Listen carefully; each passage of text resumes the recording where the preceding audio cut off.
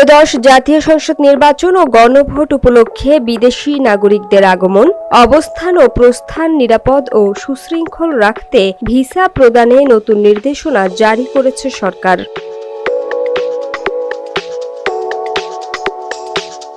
সোমবার স্বরাষ্ট্র মন্ত্রণালয়ের বহিরাগমন ৫-এর উপসচিব মোহাম্মদ শফিকুল ইসলামের সই করা এক আদেশে এ নির্দেশনা জারি করা হয়।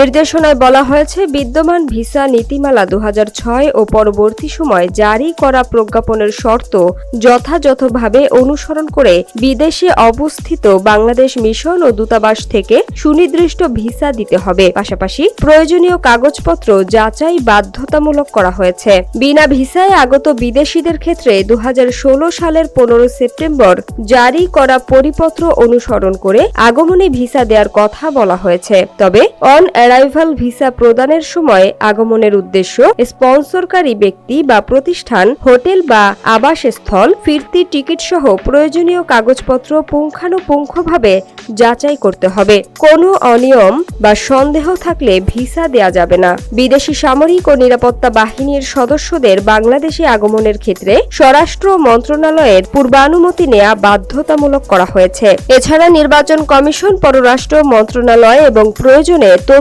মন্ত্রণালয়ের সুপারিশ অনুযায়ী ত্রয়োদশ জাতীয় সংসদ নির্বাচন ও গণভোট ২০২৬ পর্যবেক্ষণে আগত বিদেশি পর্যবেক্ষক ও সাংবাদিকদের নির্ধারিত নির্বাচনকালীন সময়ের জন্য নির্বাচন পর্যবেক্ষণ লেখা সিল সহ আগমনী ভিসা দেয়া হবে।